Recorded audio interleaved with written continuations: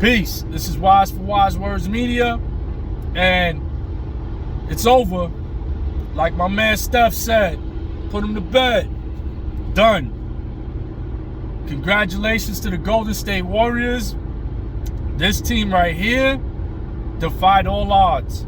Nobody, and I mean nobody, had them winning the championship before the season started. Everybody was talking Lakers, Nets. I thought Milwaukee would repeat, and I think they probably would have if Chris Middleton didn't get injured. But again, this page is no coulda, woulda, shoulda. We don't do that on this page. We deal with actual facts, and nobody saw Golden State winning this championship. So congratulations to them. They had one of the greatest turnarounds in sports history. Just 2 years ago, they were in last place, the laughing stock of the NBA. Everybody was laughing at them. Everybody counted them out, thought they were done for good. Then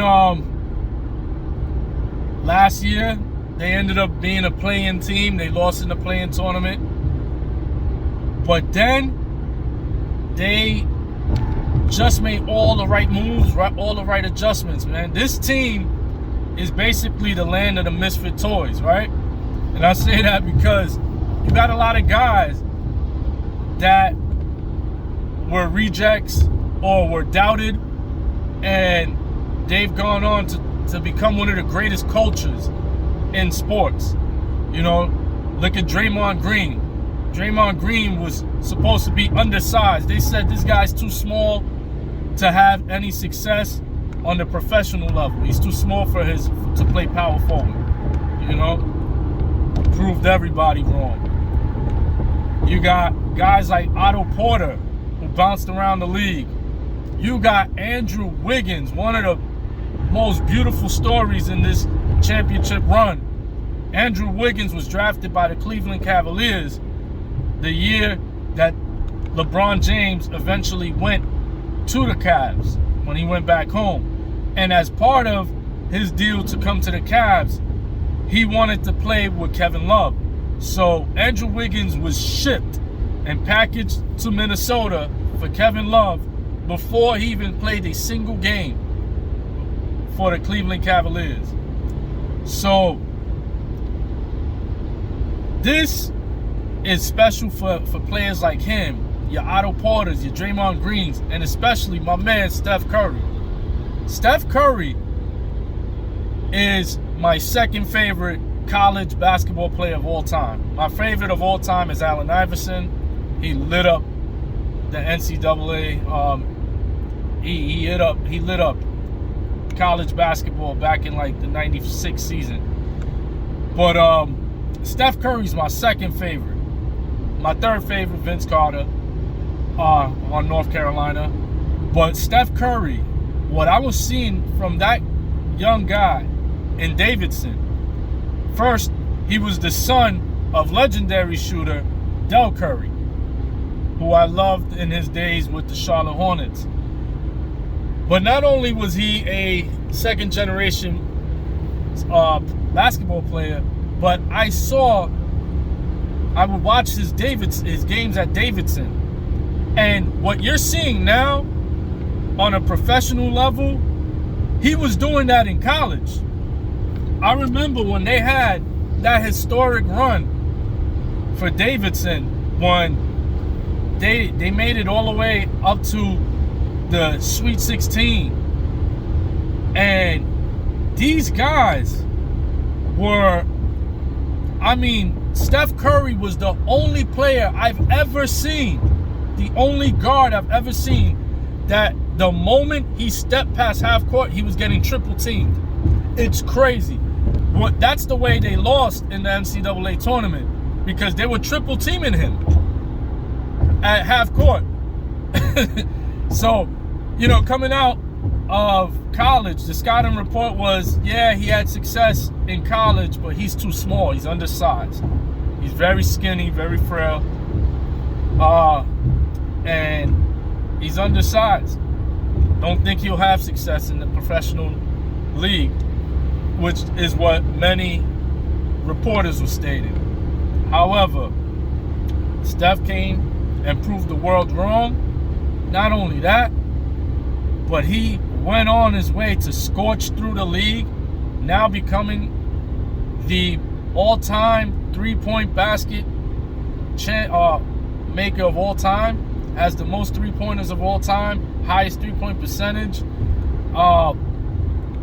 amongst active players. Like, he's a phenomenal player, phenomenal. Steph is by far, and I'm going to say this looking into the camera, eye to eye, Steph Curry is top 5 basketball players of all time. Period. Period. There is no ands, ifs, buts, doubts about it.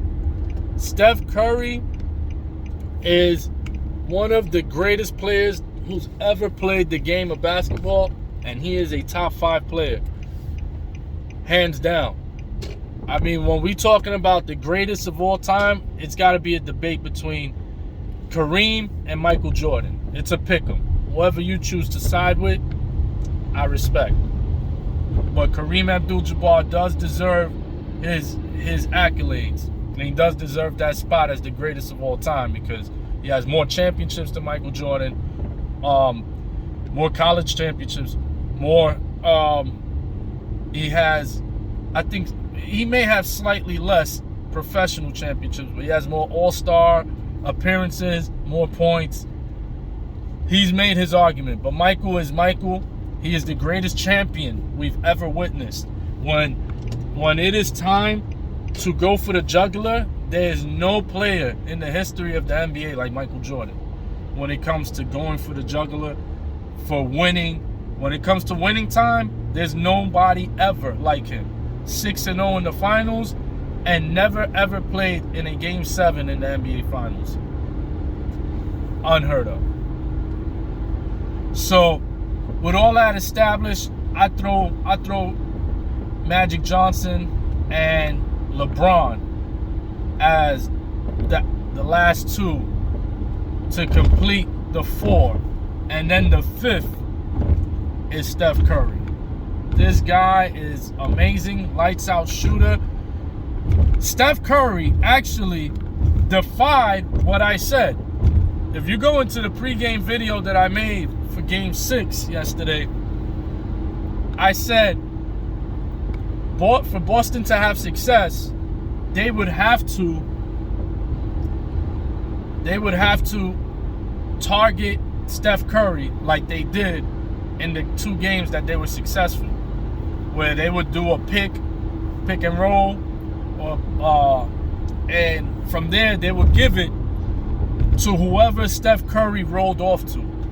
So be it Tatum, Brown, Harford, whoever it was that was guarding, who Steph after the switch ends up guarding, that's who they gave the ball to attack.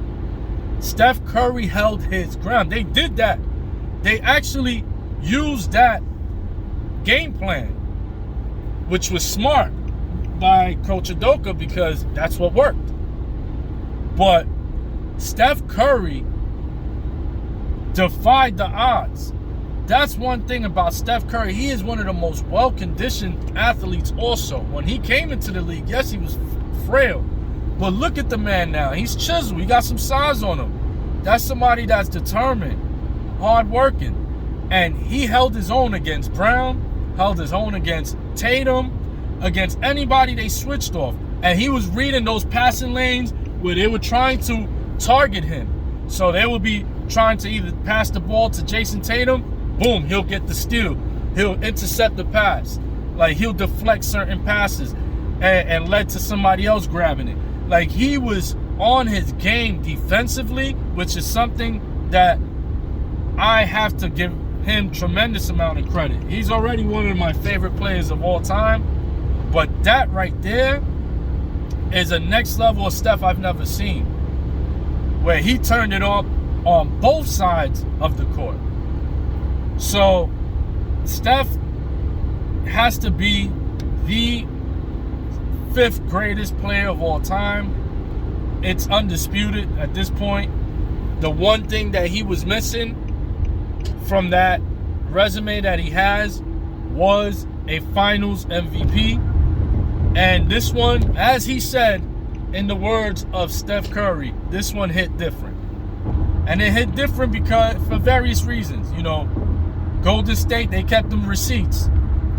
You heard Clay after the game. You know, he was calling out Duke from the Timberwolves. You heard Steph after the game calling out Perkins and everybody that was doubting them. So these guys, they overcame so much adversity, injuries, and now here they are going from the worst team in the league 2 years ago to hoisting up that NBA championship. And Steph Curry hoisting up the one piece of jewelry that was missing, which is that NBA Finals MVP award. So congratulations to the Warriors. Proud of my man Steph, proud of my man Draymond, who hit a very clutch bucket to shut up the crowd in Boston. Nothing makes me happier than seeing the Boston crowd quiet. Oh, I love it. But yeah, it was a beautiful performance. Steph Curry has officially cemented himself as a top 5 player. I'm not debating it. I'm not arguing it. Top 5 of all time. And this Warriors team is not going anywhere. They're not going anywhere. They're young. They reloaded.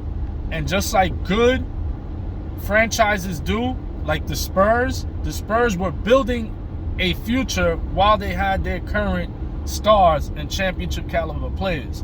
So this is why they had a David Robinson who was aging, and they went and drafted Tim Duncan as his successor. They had a Manu Ginobili, a phenomenal wing player, and they went and drafted his successor in Kawhi Leonard. All these things that they've done, they had Avery Johnson at point guard, went and drafted Tony Parker as his successor. So great teams, they start off great on draft night. Bad teams, in contrast, start off bad on draft night, like my precious New York Knicks.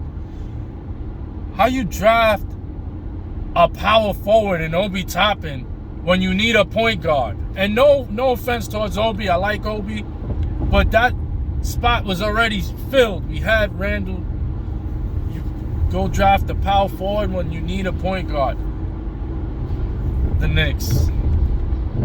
Anyway, yeah, good teams start good on the draft, and bad teams start bad on the draft. And just like the Spurs, Golden State has recharged.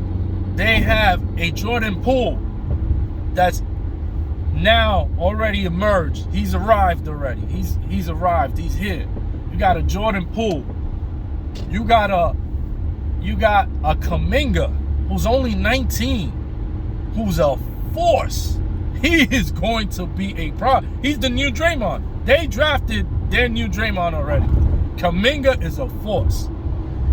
You got Jordan Poole, and they didn't even have James Wiseman. James Wiseman, who's already had comparisons to the Admiral, who I previously mentioned, David Robinson. There's been comparisons to him. They didn't even have James Wiseman. He was out for the year. So, they are stacked. They have their nucleus, their win now nucleus that are on the second half of their prime. And they have the young flock ready. And you think heads ain't going to want to sign for less to go over there and join that great culture? Man. On that note, man, once again, congratulations to the dynasty, the Golden State dynasty, the Warriors. on another successful championship run. And it's over. Top 5, dead or alive. Conversation done. Steph Curry is top 5 after this series. I would like to hear your feedback. Let me know what you feel. You think Steph cemented himself as a top 5 player of all time or not? Drop a comment, hit the like, subscribe. I'm out. Enjoy the weekend. Peace.